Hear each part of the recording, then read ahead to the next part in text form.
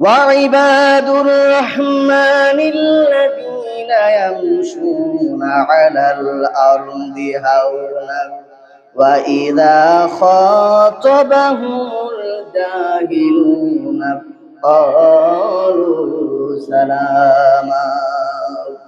রহমানের বান্দা তো তারা যারা জমিনে চলাফেরা করে নম্র হয়ে, ভদ্র হয়ে। নম্র ভদ্র এই সমস্ত লোকগুলি হচ্ছে রহমানের বান্দা, আল্লাহর বান্দা। অর্থাৎ এরা অহংকার করে চলে না, হিংসা বিদ্বেষ নিয়ে তারা চলে না, মানুষের উপরে স্বৈর শাসন তারা কায়েম করে না, মানুষের উপরে তারা জুলুম করে না, অত্যাচার করে না, নিপীড়ন করে না, তারা গীবত করে না, পরচর্চা করে না, পরনিন্দা করে না, তারা অত্যন্ত ভদ্র হয়ে চলে। وَإِذَا خَاطَبَهُمُ الْجَاهِلُونَ قَالُوا سَلَامًا। আর যখন তাদের সাথে কেউ ঝগড়া করতে আসে তখন তারা বলে আসসালামু আলাইকুম, তোমার সাথে আমার কোনো ঝগড়া নাই। তারা ঝগড়া করে না, উচ্চবাচ্য করে না, মানুষের উপরে তারা অহেতুক গালমন্দ তারা করে না। খুবই নম্র, খুবই ভদ্র, খুবই সহজ সরল সোজা মানুষ। এইটা হচ্ছে প্রথম আমল। অহংকার করা যাবে না। আল্লাহ পাক রব্বুল আলামিন বলেন, লা তামশি ফিল আরদি মারহান ইন্নাকা লান তাখরিকাল আরদা ওয়া লান তাবলুগাল জিবালা তুলা। জমিনে অহংকার করে বেড়াবা না, বুক ফুলায়া অহংকারের সাথে জমিনে চলাফেরা করবা না। ইন্নাকা লান তাখরিকাল আরদা ওয়া লান তাবলুগাল জিবালা তুলা। নিশ্চয়ই অহংকার করে তুমি আমার মাটিকে দাবায় দিতে পারবে না, আর অহংকার করে আমার পাহাড়ের উচ্চতাও তুমি ছাড়ায় যেতে পারবে না। অহংকার করে মাটিকে তুমি দাবায় দিতে পারবে না, মাটি ছিঁড়ে ফেলতে পারবে না, আর অহংকার করে তুমি আমার পাহাড়ের উচ্চতাও ছাড়ায় যেতে পারবে না। সুতরাং অহংকার করবে না, মানুষকে তুচ্ছ তাচ্ছিল্য করবে না, মানুষের উপরে নিজের বড়াই করবে না। হযরত লুকমান আলাইহিস সালাম তার সন্তানকে তিনি উপদেশ দিতেছিলেন, ও সন্তান, কলিজার টুকরা শোনো, ওয়ালা তুসাইর খাদ্দাকা লিন্নাসি ওয়ালা তামশি ফিল আরদি মারহা ইন্নাল্লাহা লা ইউহিব্বু কুল্লা মুখতালিন ফাখুর। ও আমার কলিজার টুকরা সন্তান শোনো, লা তুসাইর খাদ্দাকা লিন্নাস, মানুষের সামনে গাল ফোলায়া থাকবা না। মানে হলো মানুষকে তুমি অহংকার করবা না, মানুষকে ছোট করবে না, ঘৃণা করবে না। ওয়ালা তামশি ফিল আরদি মারহা, আর জমিনে অহংকার করে চলবা না। ইন্নাল্লাহা লা ইউহিব্বু কুল্লা মুখতালিন ফাখুর, নিশ্চয়ই আল্লাহ পাক কোন অহংকারীকে পছন্দ করেন না। অহংকার, অহংকার কি জিনিস? রাসূলুল্লাহ সাল্লাল্লাহু আলাইহি ওয়াসাল্লামকে জিজ্ঞেস করা হলো, ইয়া রাসূলুল্লাহ, অহংকার কি জিনিস? আমি চাই আমার মাথায় একটা সুন্দর টুপি থাকুক, আমি চাই আমার গায়ে সুন্দর একটা জামা থাকুক, আমি চাই আমার পায়ে সুন্দর এক জোড়া জুতা থাকুক, সুতরাং এইগুলো কি অহংকার হবে নাকি? রাসূলুল্লাহ সাল্লাল্লাহু আলাইহি ওয়াসাল্লাম বললেন, নিশ্চয় এগুলো অহংকার নয়। আল্লাহ পাক রব্বুল আলামিন তিনি সুন্দর, তিনি নিজে সুন্দর, অতএব তিনি সুন্দরকে পছন্দ করেন। সুতরাং সুন্দর টুপি পরবা, সুন্দর পাঞ্জাবি পরবা, সুন্দর জুতা পরবা, সুন্দর জামা কাপড় পরবা, সুন্দরভাবে কথা বলবা, এইগুলো কিন্তু অহংকার হবে না। বরং অহংকার তখনই হবে যখন আপনি আরেকজনকে ছোট করবেন। আরেকজনকে দেখা যায় কিরকম গরিব মানুষ, একটা কিরকম দেখা যায় কালা মানুষ, কুৎসিত মানুষ, খাটো মানুষ, এইগুলো হচ্ছে অহংকার। অহংকার হচ্ছে আরেকজনকে ছোট করা, আরেকজনের মনে কষ্ট দেওয়া, এটা হচ্ছে অহংকার। হযরত লুকমান আলাইহিস সালাম তার ছোট্ট সন্তানকে উপদেশ দিতেছেন, ও আমার সন্তান, মানুষকে ঘৃণা করবা না, মানুষকে ছোট করবা না, মানুষের সামনে অহংকার করবা না। ওয়া আকসিদ ফি مشيك وغضض من صوتك إن أنكر الأصوات أصوات لصوت الحميد ও আমার সন্তান ভারসাম্য রক্ষা করে চলবা ভারসাম্য রক্ষা করবা ওয়াগদুদ মিন সাউতিক তোমার কণ্ঠস্বরকেও মধ্যম পন্থা অবলম্বন করবা না কারো সামনে উচ্চ বাক্যে কথা বলবা না তোমার স্বর নিম্ন থাকবে কোনটাই নয় বরং মধ্যম পন্থায় অবলম্বন করো ইন্না আনকারাল আসওয়াত আলা সাউতাল হাবিব নিঃসন্দেহে গাদার আওয়াজের চাইতে নিকৃষ্ট আওয়াজ আর নাই সবচেয়ে নিকৃষ্ট আওয়াজ হচ্ছে গাদার আওয়াজ অতএব আল্লাহ তাআলা বলতেছেন তোমাকে নিরহংকার হওয়ার জন্য তার মানে এই না যে তোমার মতো একটা নিকৃষ্ট মানুষ অতি দরিদ্র মানুষ অতি নমনীয় মানুষ যেন না হয় একজন আইসা আপনাকে একটা সর মারলো আর আপনি চিন্তা করলেন যে অহংকার করে লাভ নাই তো আপনি আর এক গাল পাইতে দিয়ে বলবেন যে ভাই ওই গালে যা আর একটা সর মারিয়া দাঁত যেগুলো আছে ওগুলা ফেলাইয়া দেন এটা কি বলা যাবে এইটা বলা যাবে না অহংকার মানে এই নয় যে আপনার সবকিছু চুরি হয়ে যাবে ছিনতাই হয়ে যাবে আপনাকে প্রতারকেরা ধরবে সব নিয়ে যাবে আপনার উপরে জুলুম হবে অত্যাচার হবে আর আপনি সবগুলা চোখ বুঝে মানে নেবেন এটা অহংকার মানে এইটা না ভারসাম্য রক্ষা করতে হবে ওই যে একটা কিচ্ছা আছে এরকম একটা সাপ মুরিদ হয়েছে গিয়া পীর সাহেবের সাথে বুঝেন পীর সাহেবের কাছে একটা সাপ যায় মুরিদ হয়েছে পীর সাহেব বলতেছে না না আমি তো আর সাপটা মুরিদ করি না আমি মানুষ মুরিদ করি সাপ তো মানুষের ধ্বংসন করে সুতরাং তোমাকে আমার মুরিদ করা যাবে না সাপ বলতেছে হুজুর আমি আজকে তওবা করলাম আজ থেকে কাউকে ধ্বংসন করব না তো এই সাপকে মুরিদ করা হলো সাপ চলে গেছে মাঠের মধ্যে সে যায় খুব জিকির আজগার করতেছে সন্ধ্যা হয়ে গেছে পাশেই ছিল একটা রাখাল ওই রাখাল পূজা নেওয়ার জন্য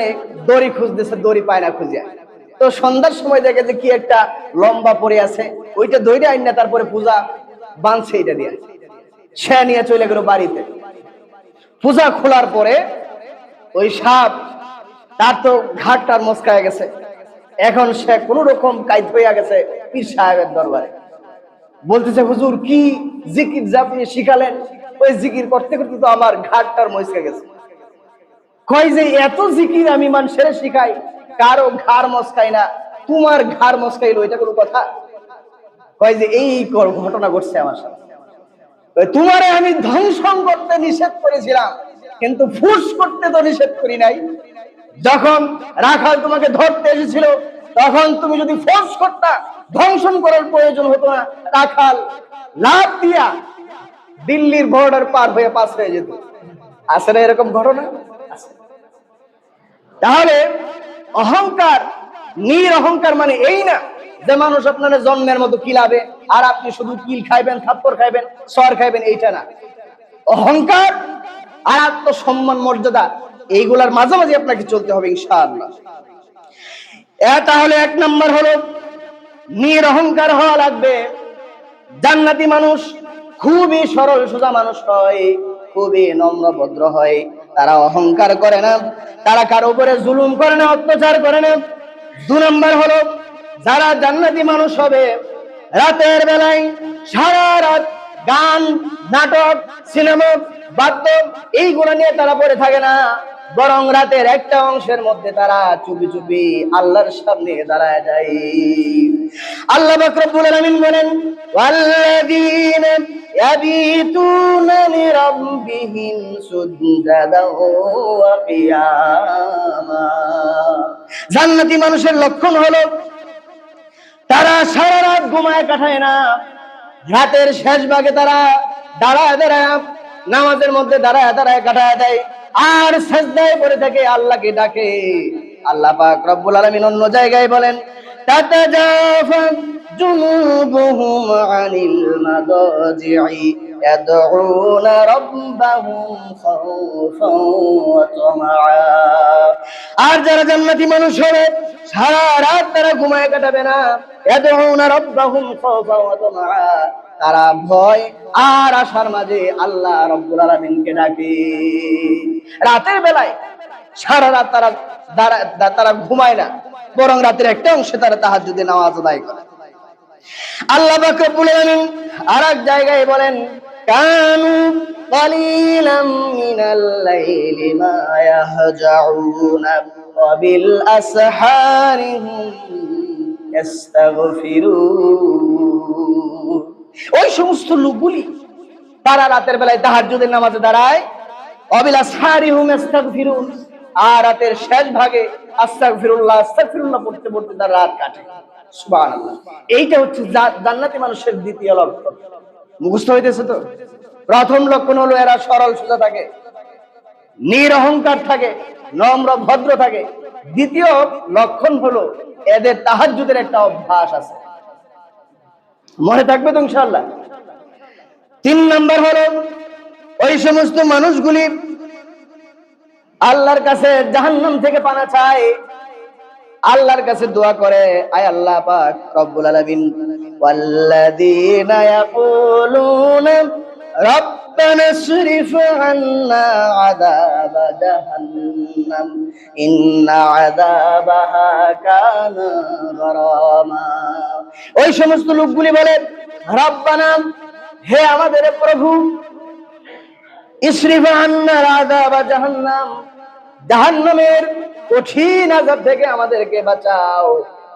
এরা প্রতিদিন, এমন কোনো দিন নাই যেদিন তারা জাহান্নামের আযাব থেকে পানাহ না চাই। প্রত্যেকদিন সকাল সন্ধ্যায় আপনারা এই দোয়াটা করবেন, আল্লাহুম্মা আজরিনি মিনান নার, আল্লাহুম্মা আজরিনি মিনান নার, আল্লাহুম্মা আজরিনি মিনান নার। সকালে আর সন্ধ্যায় 7 বার করিয়া, এটা পারবেন না ইনশাআল্লাহ?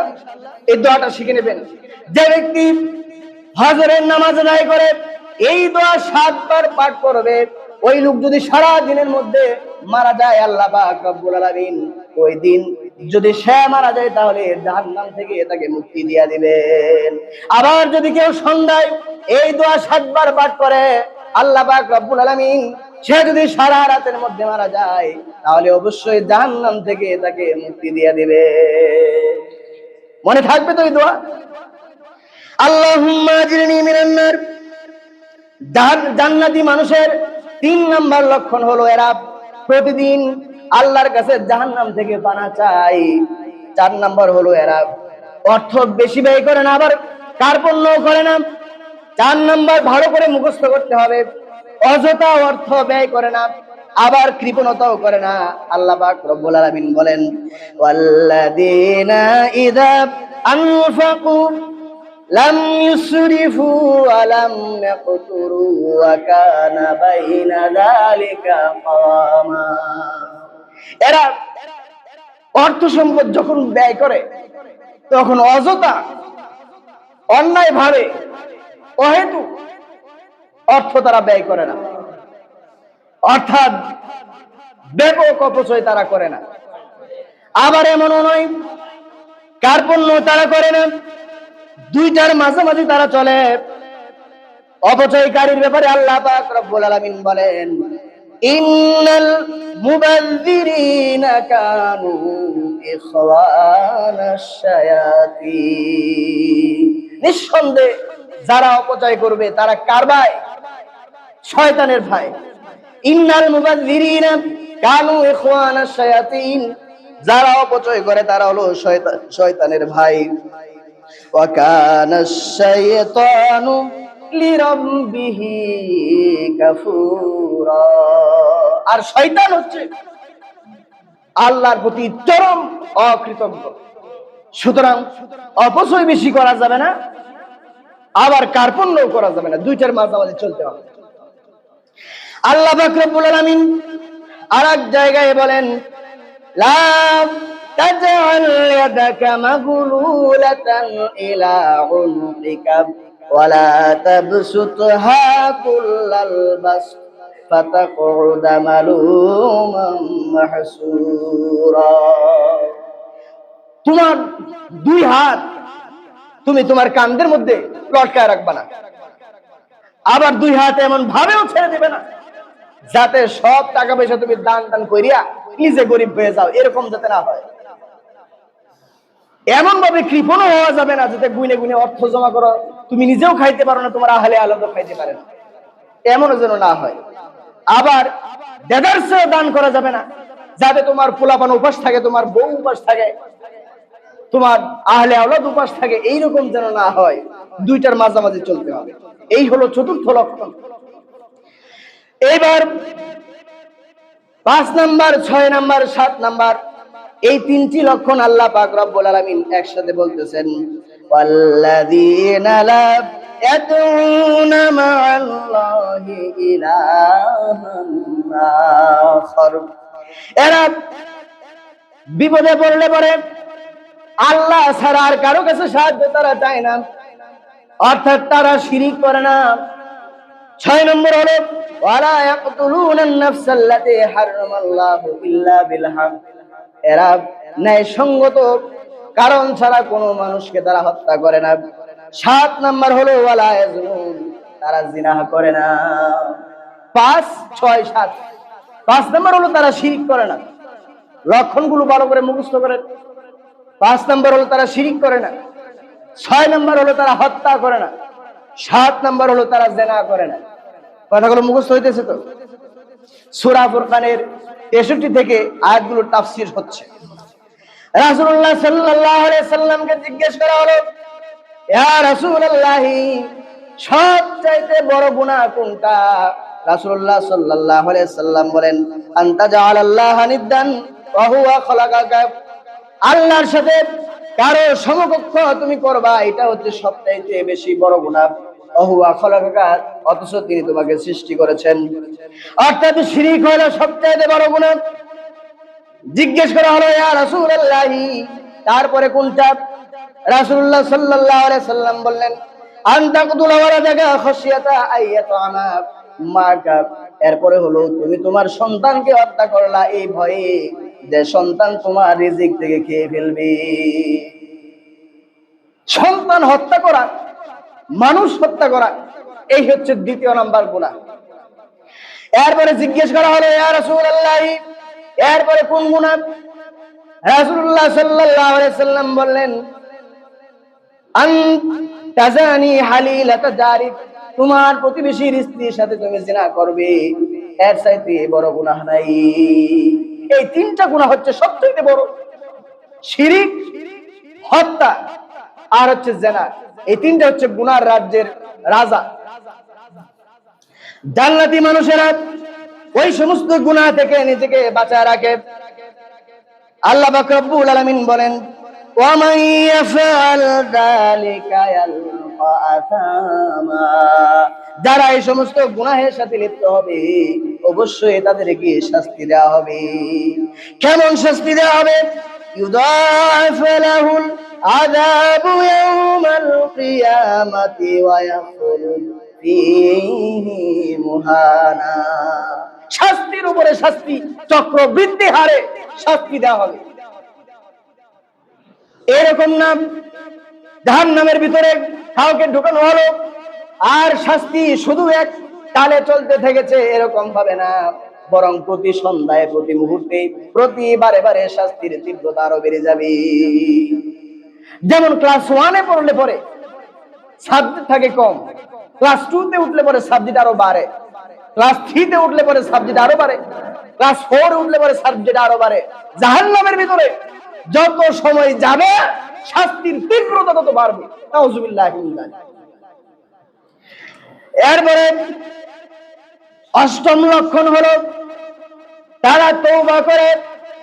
যদি তাদের মধ্যে বড় গুনাহ হয়ে যায়, জিনা হয়ে গেছে, চুরি হয়েছে, ডাকাতি হয়েছে, অথবা হত্যা করা হয়েছে, শিরিক করা হয়েছে, আল্লাহ পাক রব্বুল আলামিন বলেন, লা তাকনাতু মির রাহমাতিল্লাহ,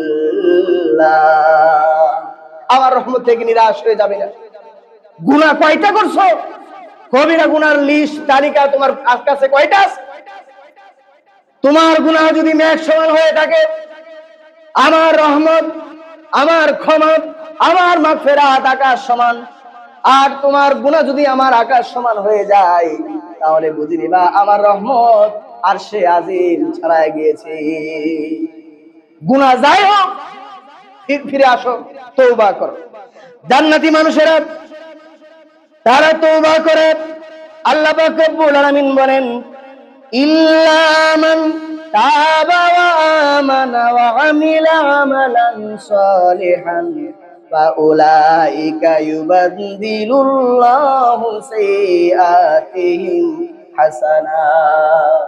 যদি তুমি তওবা করো, আর যদি ঈমান ঠিক করো, আর যদি আমলে সালেহ করো, তাহলে অতীতে যে গুনাহগুলি করছিলা ওই গুনাহগুলি আমি সব দিয়ে পরিবর্তন করে দেব। বলেন সুবহানাল্লাহ।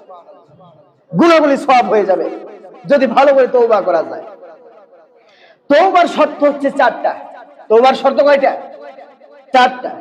1 নম্বর হলো যে গুনার জন্য আপনি তওবা করতেছেন ওই গুনাহটা চিরদিনের জন্য বর্জন করতে হবে, চিরদিনের জন্য ছেড়ে দিতে হবে। 2 নম্বর হলো অনুতপ্ত হতে হবে, লজ্জিত হতে হবে আল্লাহর কাছে। আয় আল্লাহ তাআলা, আমি এমন এক অপরাধ করেছি, আমি ভিতরে ভিতরে লজ্জিত হয়েছি আর অনুতপ্ত হয়েছি, অনুশোচিত হয়েছি, মেহেরবানি করে তুমি আমাকে মাফ করে দাও। 3 নম্বর হলো আল্লাহর কাছে প্রতিজ্ঞা করা লাগবে, আয় আল্লাহ তাআলা, যে গুনাহ আমি করেছি, যার জন্য আমি তওবা করতেছি, কিয়ামত পর্যন্ত আমি আর কোনোদিন এই গুনাহ করব না।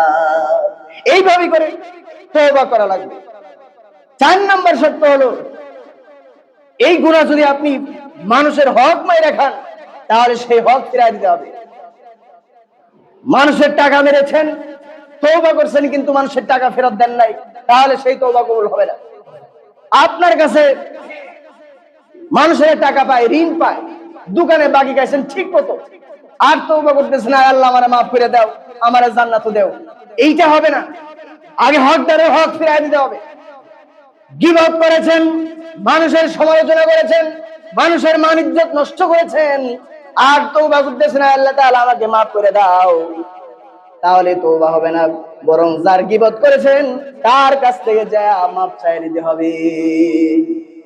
আর সেই লোক যদি মারা যায়, তার জন্য যদি তাকে যদি না পান মাফ চাওয়ার জন্য, তাহলে যেই পরিমাণ তার গীবত করেছিলেন, যেই পরিমাণ তার মান ইজ্জত নষ্ট করেছিলেন, যেই পরিমাণ ঋণ তার থেকে নিয়েছিলেন, সেই পরিমাণ দোয়া আল্লাহ রাব্বুল আলামিনের কাছে করে ফেলতে হবে। কথা বুঝে আসছে তো? এই হচ্ছে তওবার 4টি শর্ত। এইভাবে তওবা করা লাগবে। 9 নম্বর শর্ত হলো জান্নাতি মানুষেরা মিথ্যা সাক্ষ্য দেয় না। আল্লাহ পাক রব্বুল আলামিন বলেন, ওয়াল্লাযীনা লা ইয়াশহাদুনা যুর। মিথ্যা সাক্ষ্য তারা দেয় না। সত্য যদি তার বাপের বিরুদ্ধে হয়, সত্য যদি তার বংশের বিরুদ্ধে হয়, সত্য যদি সারা দুনিয়ার বিরুদ্ধে হয়, তাহলে এই জান্নাতি মানুষ সারা দুনিয়ার বিরুদ্ধে বিদ্রোহ করবে, মা বাবার বিরুদ্ধে বিদ্রোহ করবে, বংশের বিরুদ্ধে বিদ্রোহ করবে, জাতি গোষ্ঠী সারা পৃথিবীর বিরোধিতা করবে, তবুও সে সত্যের বিরুদ্ধে যাবে না। এই হচ্ছে জান্নাতি মানুষের লক্ষণ। 10 নম্বর লক্ষণ হলো ওয়াইদা মারু বিল্লাগবি মারু কিরামা।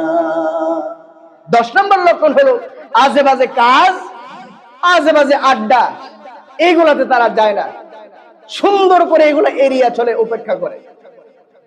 তারা তাদেরকে আপনি হয়তো বসে থাকতে দেখবেন না, চাষটলের মধ্যে হয়তো আড্ডা দেওয়ার জন্য তাদেরকে পাবেন না, দোকানে বসে হয়তো আড্ডা তারা দেয় না, রাস্তাঘাটে বসে হয়তো আড্ডা তারা দেবে না। পুঁথি হইতেছে, গতকালও দেখলাম বটতলা বাজারে পুঁথি হইতেছে, অনেকগুলা মানুষ দাঁড়ায় দাঁড়ায় শুনে। চিন্তা করছেন পুঁথি শোনার কি আছে আমি বুঝি না, সমানে মানুষ দাঁড়ায় দাঁড়ায় শুনতেছে আজগুবি গপ্প, যার কোনো অর্থ নাই, যার কোনো মিনিং নেই। এই সমস্ত কাজ মানুষরা আজে বাজে করে।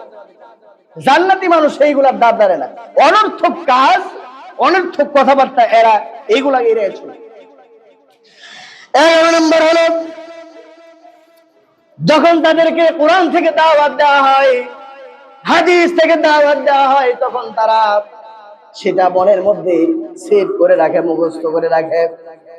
আল্লাহ পাক রব্বুল আলামিন বলেন, ওয়াল্লাযীনা ইযা যুক্কিরু বিআয়াতি রাব্বিহিম লাম ইয়াখিরু আলাইহা সুম্মান ওয়া উময়া।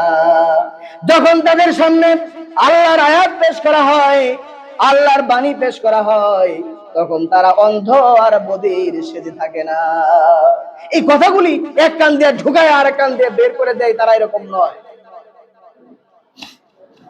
বরং যারা কোরআনের আয়াতগুলি এক কান দিয়ে শুনে আর এক কান দিয়ে বের করে, আল্লাহ পাক রব্বুল আলামিন তাদের ব্যাপারে বলেন, ওয়ালাকাদ যারানা লিজাহান্নামা কাসীরাম মিনাল জিন্নি ওয়াল ইনস। অসংখ্য জিন আর ইনসানকে জাহান্নামে দেওয়া হবে। কারণ হলো লাহুম কুলুবুল লা ইয়াফকাহুনা বিহা, তাদের অন্তর দেওয়া হয়েছিল, অন্তর দিয়ে সত্য চিন্তা করে নাই।